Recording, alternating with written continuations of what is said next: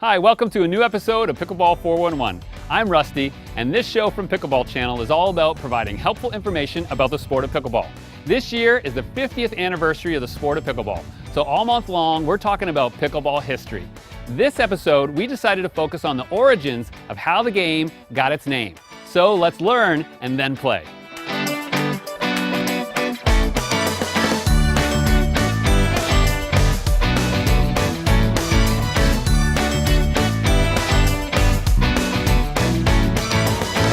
Pickleball 411 is powered by Highlands Leg Cramps, proud supporter of pickleball players everywhere. A lot of people ask, how did pickleball get its name? So this episode, we're going to explore the origins of the naming of the game itself. And for that, we decided to head all the way out to Bainbridge Island in Washington State, where the game actually originated.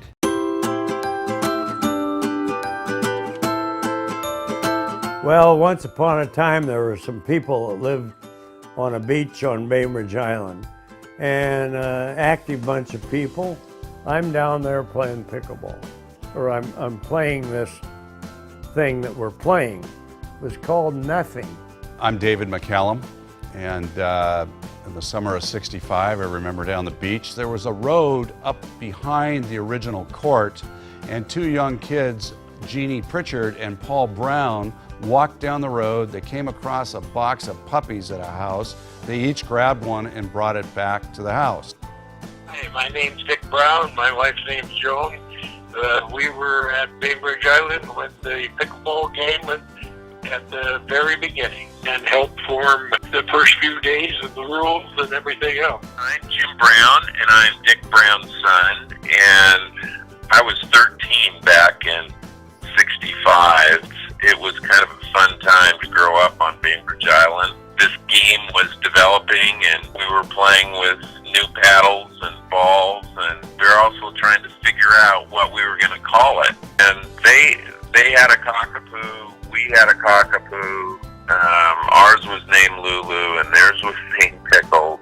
Pickles was a twin of a little dog that we had. Our two kids got him at the same time up the block away. Here is the old road where the two puppies, Lulu and Pickles, were adopted so many years ago.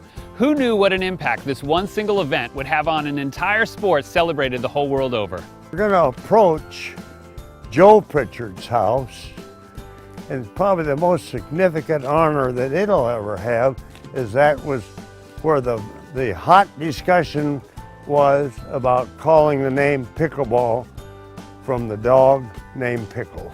Pickles liked to run around and grab the ball as it went off into the bushes.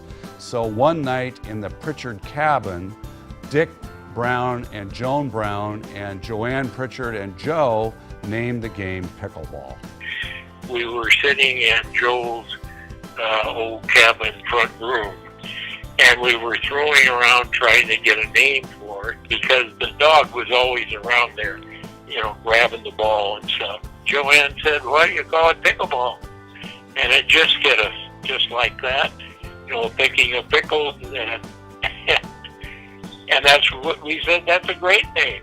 And I remember one night being over at the Pritchards. It was the Brown family and the Pritchard family together, and we were trying to think up names of what we could call this paddle game. And Joanne Pritchard, at the end of a lengthy conversation, said, "Hey, why don't you name it pickleball after Pickles?" And for whatever reason, it caught. Everybody kind of went crazy and said, "That's it, pickleball, let's do it." And everybody cheered, and that was my remembrance. My wife and I both will swear that that's what it was called that night, and that name stuck.